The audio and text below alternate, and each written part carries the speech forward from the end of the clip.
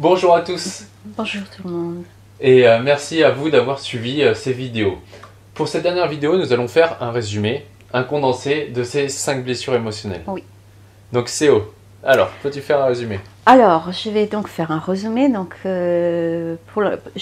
certaines personnes vont se dire, ou vont me dire, hein, moi, je n'ai pas de blessure, ça ne me correspond pas, ce n'est pas moi. En réalité, à savoir que tout le monde, sans exception, a une ou deux blessures. Et en fait, quand je m'entends dire non, moi je n'ai pas de blessure, ce n'est pas moi, c'est simplement une peur, en fait, d'être blessé, d'être touché par ça. Donc, on ferme tout. Alors, maintenant, je vais reprendre blessure par blessure et le masque associé. Donc, la blessure de rejet, vous avez compris que dans la blessure de rejet, le masque qu'on met pour cacher cette blessure, c'est la masque de fuyant. La blessure de l'abondance, ce qu'on va faire, on va mettre le masque de dépendant. La blessure d'humiliation, on va mettre le masque de masochiste. La blessure de la trahison, on va mettre le masque de contrôlant. Et la blessure de l'injustice, on va mettre la masque de rigide. Maintenant, vous avez aussi peut-être compris, si je me suis bien expliqué, mais je vais le refaire, c'est que les blessures, elles fonctionnent toujours par deux. À savoir qu'une personne ne porte jamais une seule blessure, elle porte en réalité 2 blessures, voire 3, voire 4. Et il y a des personnes qui portent les 5, mais ce qui est plus rare. Alors, lorsque une personne porte la blessure de rejet, en face, elle a la blessure de l'injustice. Donc, elle est dans le fonctionnement suivant. Je suis dans le masque de fuyant et je suis dans le masque de la rigidité. La personne qui porte l'abandon porte en face la trahison. Donc, je suis à la fois dans le masque de dépendant et à la fois dans le masque de contrôlant. Et la personne qui porte l'humiliation porte la masque de masochiste. Alors l'humiliation, elle peut matcher avec toutes les autres blessures. Alors savoir par exemple une personne qui porte, une personne qui porte l'abandon, la trahison et l'humiliation, c'est une personne qui porte 3 masques. Donc dans une journée, elle peut passer d'un masque à l'autre. Donc elle peut être dépendante de quelqu'un, elle peut vouloir contrôler et elle peut se sentir avoir le vouloir humilier les autres ou s'humilier soi-même. La particularité des blessures, en fait, en réalité, on n'a pas été rejeté, on n'a pas été abandonné, on n'a pas été humilié, ni trahi, ni injustice par nos parents ou par les autres personnes. En fait, c'est juste un ressenti de l'enfant qui a ça dans les empreintes émotionnelles. Et donc, du coup, par exemple, je porte la blessure de rejet, et bien, pour ne pas être rejetée par les autres, je vais me rejeter moi-même. Et le fait que je me rejette moi-même, effectivement, je suis le miroir des autres, les autres vont me rejeter finalement.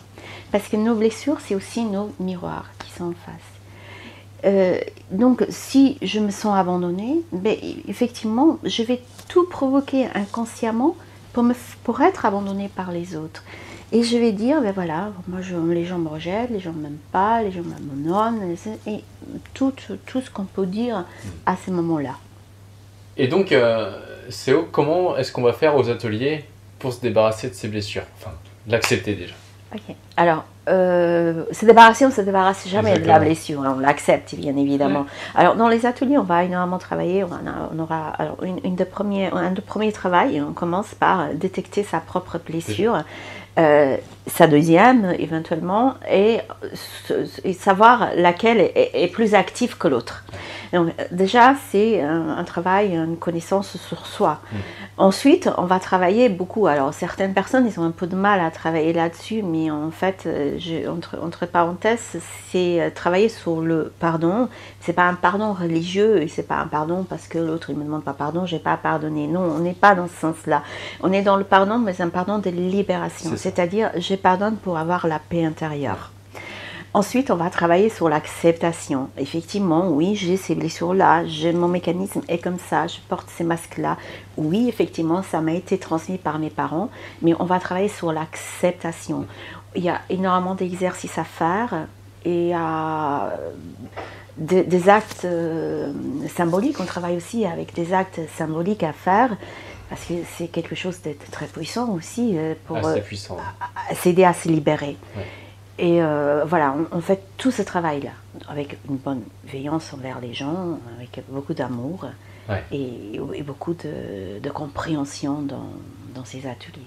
C'est vrai que dans ces ateliers, au niveau émotionnel et énergie, c'est assez puissant et on voit qu'il y a vraiment une grande bienveillance à l'intérieur du groupe. Et ça, c'est vraiment formidable. C'est important. C'est important qu'il y ait ça parce que dans ces ateliers, on parle que de soi en fait. On ne parle pas de l'autre. On parle que de soi. C'est qu'est-ce que je ressens, qu'est-ce que ça me fait, qu'est-ce qui se passe en moi. En fait, on est sans cesse à l'intérieur de soi. Et dans ce cas-là, on a bien compris qu'on ne peut pas parler de collègue qui est à côté, de la personne qui est à côté. On ne peut que parler de soi. Et donc, de ce fait, il y a énormément d'amour dans ces ateliers et de bien-être.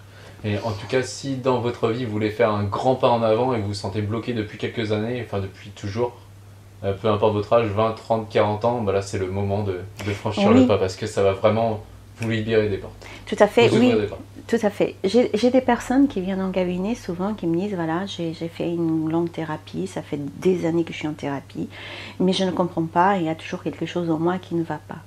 Et en fait, quand je commence à parler des blessures, ils me disent « Mais comment vous savez? Mais c'est tout à fait ça, mais je me connais là-dedans. » Et en fait, c'est parce que lorsqu'on fait une thérapie, savoir que les blessures émotionnelles, c'est quelque chose qui est profond en nous et qu'à partir du moment où on commence à travailler là-dessus, la libération, elle se fait. Voilà, super CO, merci pour ton temps et pour cette série de vidéos et des apports. Merci à toi, merci à vous tous. Ça va aider beaucoup de personnes. J'espère. Et en tout cas, voilà, il y a les ateliers de CO, vous pouvez regarder sur le site de CO, donc ton site si tu peux le rappeler. Alors, CO, développement.fr. Voilà, et ces ateliers et le livre de CO, Se libérer des blessures émotionnelles, qui sort en 2017. Voilà. Parfait, avec l'éditeur Très Daniel. Avec l'éditeur Très Daniel, super. Voilà. Merci CO, merci à vous d'avoir suivi et à très bientôt pour de prochaines vidéos. Ciao.